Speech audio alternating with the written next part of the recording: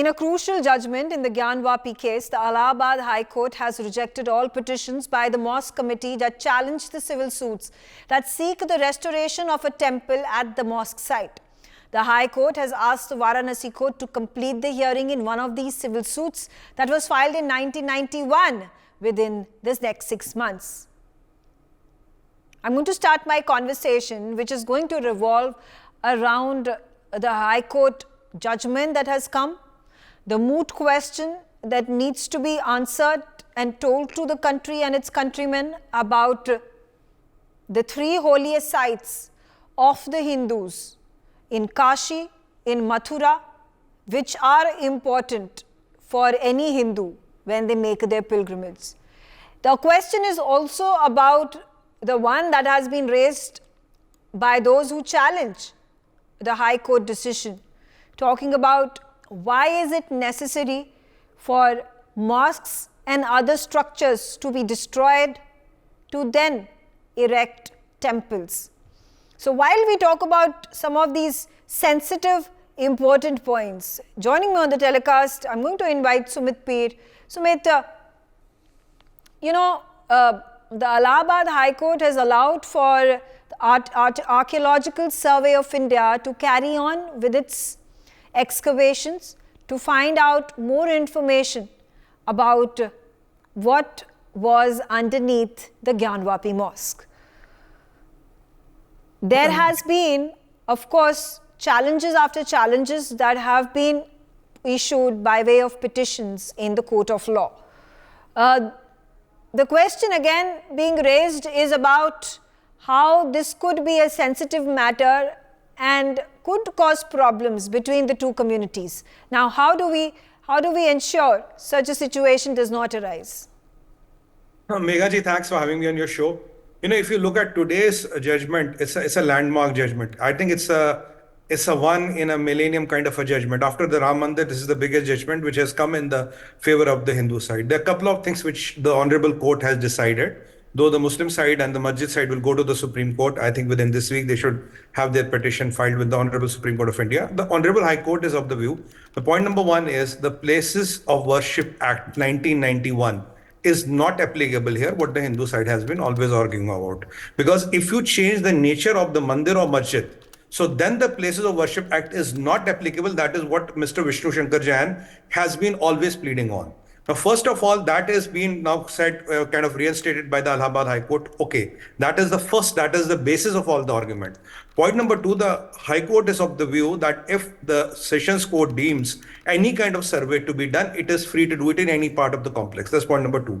Point number 3, the survey is done and the report has been submitted yesterday to the Sessions Court. I think within a day or two, whenever the court does the hearing, we will know what is in that report.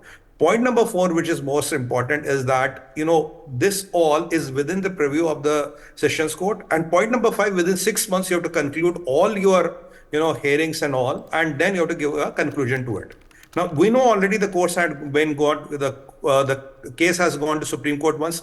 Supreme Court has referred it back to the Sessions Court, and today, even the High Court has exactly done the same thing. So, which means if we go by this judgment, then that means the Places of Worship Act does not prevent any structure where the fundamental deity or the fundamentals, or where the history of the structure is changed. If a temple is converted to a mosque or a mosque is converted to a temple, even the Places of Worship Act 1991 does not cover that. This is why this judgment is, landmark, because after this judgment, there are a lot of sites which include Mathura, which include so many of them, Kashi, Mathura, and but if we have to keep aside Kashi, Mathura and others, but there are so many of them which will be covered here because the court is very clearly saying the interpretation of the Place of Worship Act is not exactly what a lot of people know, because a lot of people have been running the agenda saying, no, whatever was in 1991, that will remain. No, it remains if the basic nature of the place has not been changed. But if you change the basic nature, then this act is no longer the protection.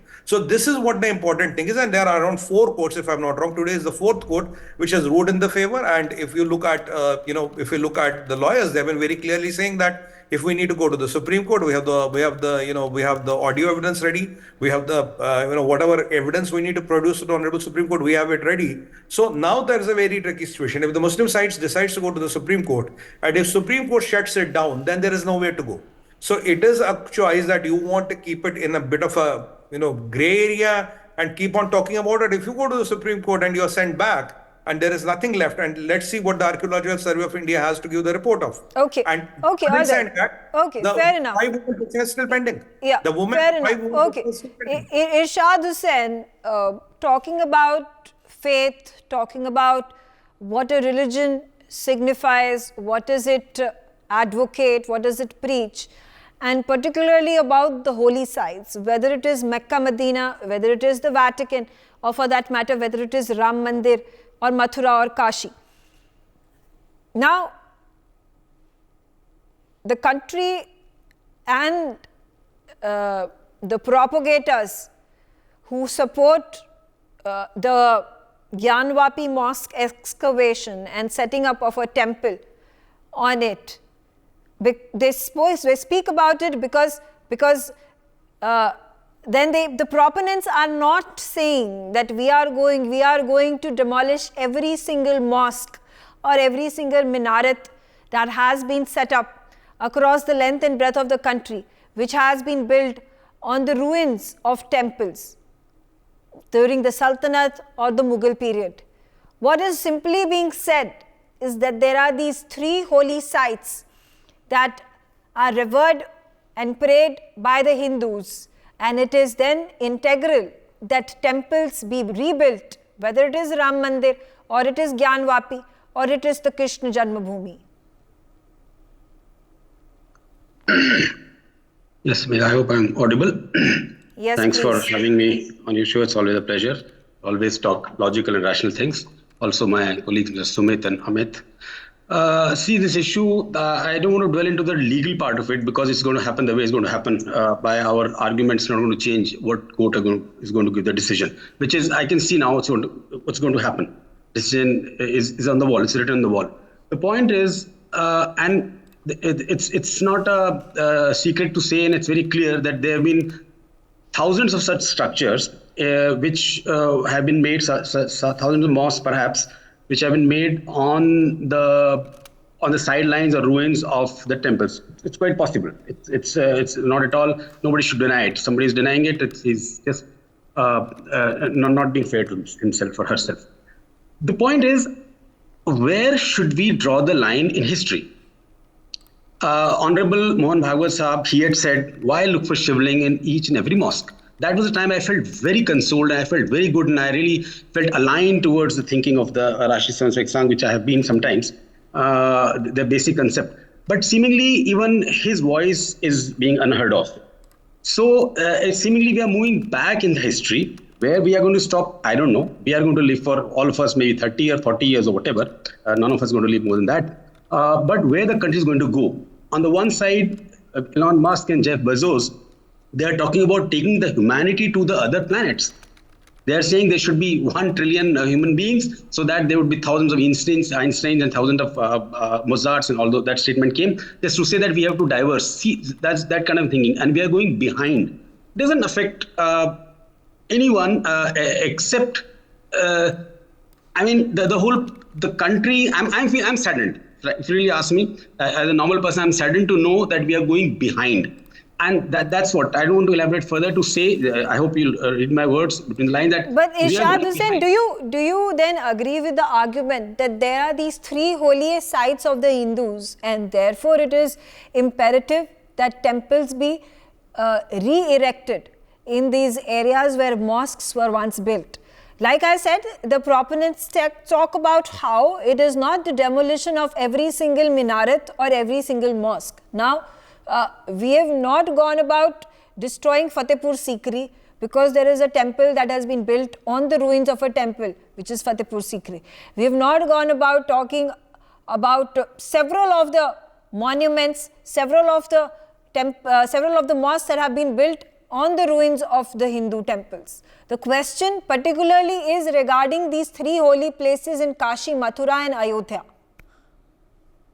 See, Megha, I don't think we all tend to have short-lived memory. Human beings, we forget, or we intentionally want to forget. It's not far behind when this 1991 Act came and people were saying, okay, this is the only thing we are talking about holy worship, the act for the, I mean, this is the only case it's being looked after, and then there'll be nothing like that.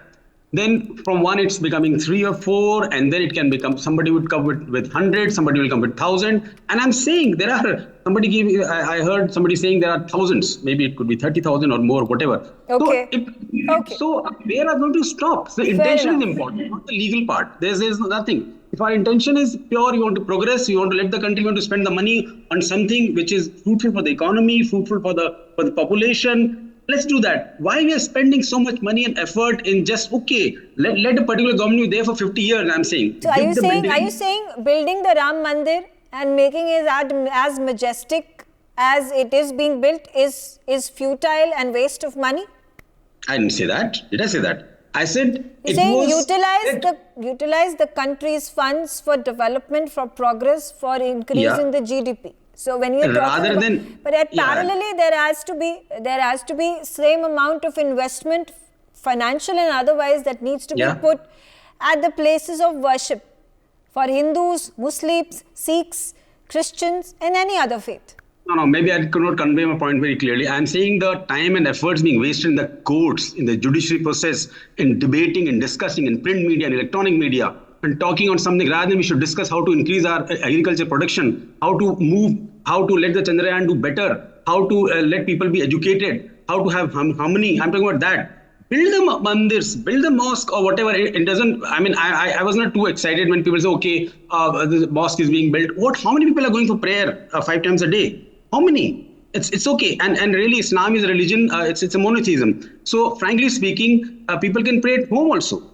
I'm of that thinking. So these things, the thing is about intention, to malign some people, to inject fear in it is about the sentiment of millions and millions of Hindus. For example, when the Makkah and Medina is the holy site of Muslims living across the globe. There is the Hajj that is undertaken every single year, where there are lakhs and lakhs of devout who present themselves at Mecca and Medina. Something similar is also witnessed at the Vatican. And there are, and therefore there needs to, and when we talk about Hindus, was unfortunately still not one place that then was reflective and symbolic of the faith of the lakhs and lakhs of Hindus. That's why when we talk about Ram Mandir, when we talk about the mandir that has now finally been created in Ayodhya, built in Ayodhya, is testament to the faith of the millions of Hindus that support the cause. Something similar to what, now you're going to discuss about how Hinduism has the ideology of worshipping hundreds and hundreds of gods, versus if you talk about the religion of Islam or you talk about Christianity.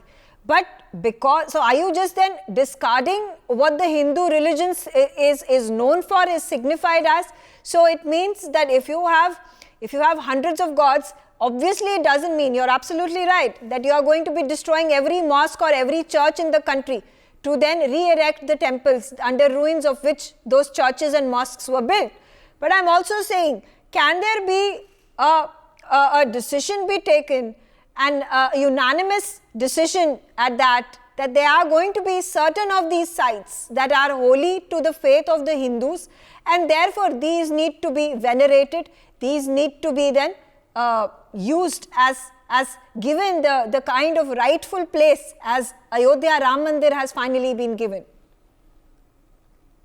Okay, so first of all, I thought you were very rational and logical, but I think you also have that something to make things this thing. I never spoke about. No, I'm completely. I'm talking about rationality. I'm talking about the faith of the Hindus, or for that matter, faith of any religion, whether it is Christianity or Sikhism, or we talk about Islam, or we talk about Hindus. So I'm trying to also understand, the synthesis of this discussion on the basis of the holy sites, what their significance is in the lives of the people, and why is it that a Makkah and Medina or a Vatican or a Ram Mandir are revered as such? Because religion plays a very important, intrinsic, significant part of every individual across the globe.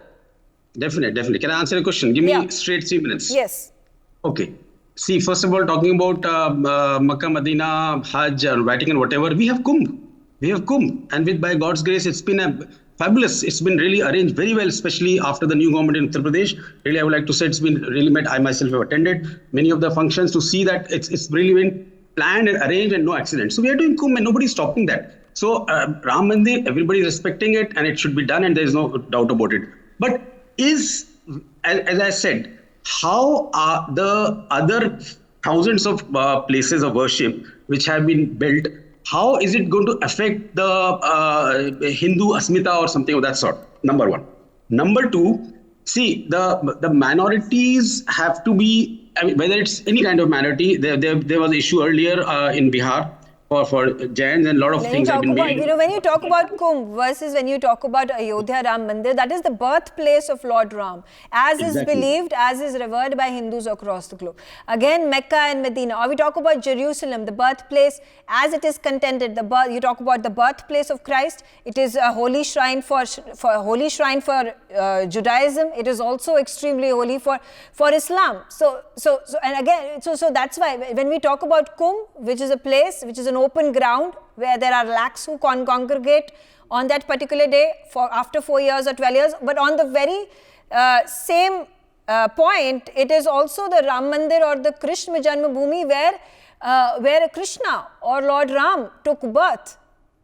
Yeah, so there are 33 crore Devi Devatas, in our Sanskriti, which I respect. So there are birthplaces of 330 million, 33 crore Devi Devataon ki birthplace kahin na kahin honge. Or it's quite possible that it would be below, I mean, it can be proven, we can prove it, it will be below some of the mosques. So, okay, just demolish each and every mosque. There is a birthplace of one of the gods there. And then it can be, the way it happened to 2000 years ago, there was a religion, Buddhism, and what happened there and how things move, we know it. So the culture of respecting the minority has to be there, whether it's Jainism, Buddhism. Okay, fair enough. I take your point. Let me also quickly get in Amit Rai Jain. I'll come to you, Sumit, but Amit Rai Jain, how do you then respond to what Irshad Hussain has said, that we have thousands and thousands of gods in the Hindu religion.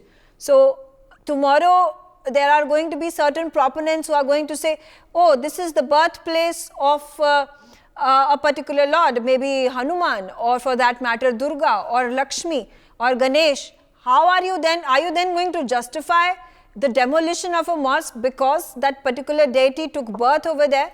And then if you are going to say that these three are the holiest shrines, holiest sites for the Hindus because Lord Ram or Lord Krishna or Shiva were born over there, then how are you going to give guarantee to the people that you are not going to extend beyond these three sites?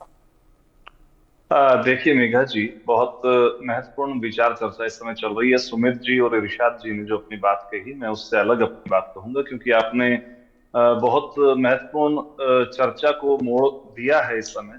क्योंकि अभी इरशाद जी ने एक बात कही कि 33 करोड़ देवी देवता हिंदुओं के हैं और हर जगह पे, हर स्थान पे, हर मस्जिद के नीचे कहीं ना कहीं उनके चिन्ह मिल सकते हैं। लेकिन मेरा इसमें कहना है कि आम मुस्लिम, मुझे नहीं लगता कि जैसा मैं इतिहास का विद्यार्थी पढ़ता हूं या मैंने अध्ययन किया है और हर समय मैं मुस्लिम समाज के बीच में रहता हूं, देखता हूं, समझता हूं कि आम मुसलमान कहीं से भी जो 3 पिलग्रिमेज की बात हो रही है, जहां पे राम जन्म स्थान की बात है, भगवान श्री कृष्ण के जन्म स्थान मथुरा की बात है और भगवान विश्वनाथ के मंदिर समूह की उस टेम्पल की बात है, मुझे नहीं लगता कि आम मुसलमान कहीं इन मंदिरों के विरोध में है। लेकिन कुछ कहीं ना कहीं पॉलिटिकल इश्यूज हैं, कहीं ना कहीं कुछ ऐसे समुदाय के कुछ विशेष नेता हैं जो इन चीजों को पॉलिटिकलाइज कर रहे हैं। और आज जो उच्च न्यायालय का, हाई कोर्ट इलाहाबाद का, प्रयागराज का जो निर्णय है, जो उन्होंने कहा है कि 6 महीने में इस मामले को समेट करके निर्णय की स्थिति में लाइए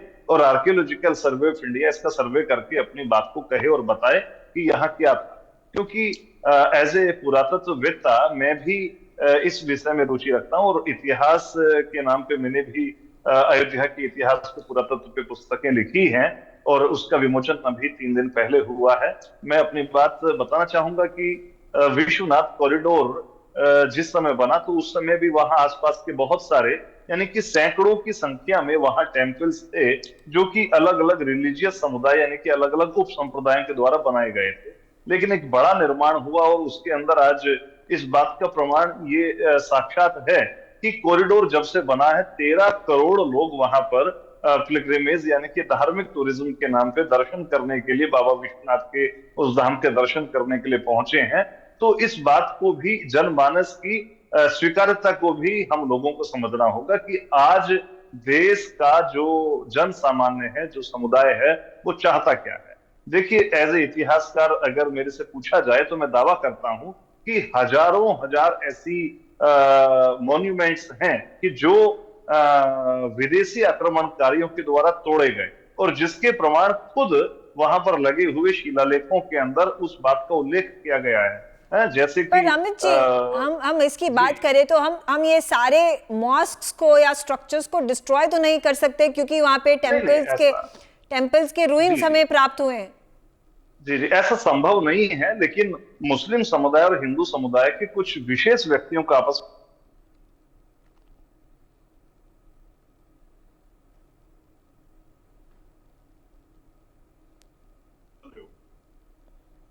जी, मेरी आवाज पहुंच रही है? जी जी जी, बोलिए। जी जी जी, मुझे लगता है कि ये सवाल जो है बहुत उचित समय पे आया है, क्योंकि हजारों मॉन्यूमेंट्स, हजारों मंदिर हैं, हजारों मस्जिदें हैं, नहीं तोड़ा जा सकता, नहीं ध्वस्त किया जा सकता। लेकिन कुछ चीजें वेरी स्पेशल, जैसे कि भगवान कृष्ण की जन्मभूमि है, भगवान राम की जन्मभूमि है और भगवान शिव का धाम है। अगर मुस्लिम समुदाय बड़ा दिल करे और कहीं ना कहीं आपस में समझ पैदा करे तो उनको सहर्ष हिंदू समाज को, क्योंकि एक बात तो है कि कहीं तो इसको अमित जी, यहाँ पे ये डिसीजन कौन लेता है कि शिव का जो धाम है या तो बात करें कृष्ण जन्मभूमि है या राम जन्मभूमि है, ये कैसे डिसाइड होगा कि कौन से जो गॉड्स हैं उनके बर्थ प्लेस और उनके धाम इंपॉर्टेंट है, ज्यादा इंपॉर्टेंट है दूसरे देवी देवताओं के बर्थ प्लेस के या उनके धाम के? नहीं, देखिए, इस बात को डिसाइड करने वाला तो आम जन समुदाय है, श्रद्धालु हैं। जहां पर जिस स्थान के प्रति करोड़ों लाखों लोगों का अपने आप में स्वीकारता है, वहां श्रद्धा है, वहां लोग जाते हैं, वहां पर विशेष ध्यान दिए जाने की जरूरत है। ऐसा नहीं है कि एक बात एक जगह हुई है तो दूसरी जगह भी ऐसा होगा। बहुत सारे ऐसे हजारों लाखों स्थान आज भी मौजूद हैं और डॉक्यूमेंटेड हैं चीजें। और दिल्ली में कुतुब मीनार की भी पीछे बात आई थी, लेकिन ऐसा नहीं है कि वहां पर कुतुब मीनार मॉन्यूमेंट्स को तोड़ा गया हो अब पुनः, क्योंकि बात केवल इतनी है कि जो इतिहास है उसको सही रूप में प्रस्तुत किया जाए। पिछले वर्षों में हुआ क्या है कि जो इतिहास लेखन की प्रक्रिया है उसमें उन चीजों को दबाया गया, उन चीजों को बताया नहीं गया।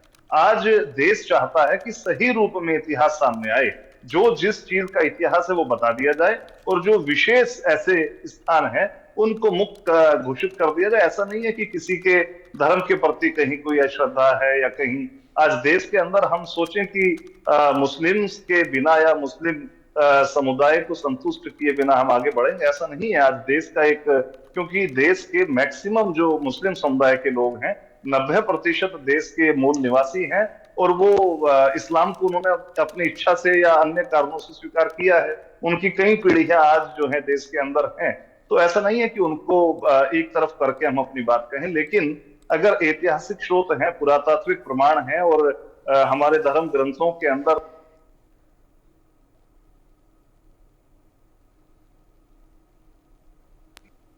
हम लोगों को उनको जरूर ध्यान में रखना होगा। और कोर्ट के जो निर्णय है, जो कोर्ट की न्यायालय की प्रक्रिया है, उसका भी सम्मान करना। Okay, all right. Sumit, quickly a word from you before I wrap this up. Now, again, the conundrum of which gods are important, which gods aren't, who decides which are the gods that need to be given the emphasis to create temples on their birth stan, on their birthplace, and then obviously the process of demolishing those mosques.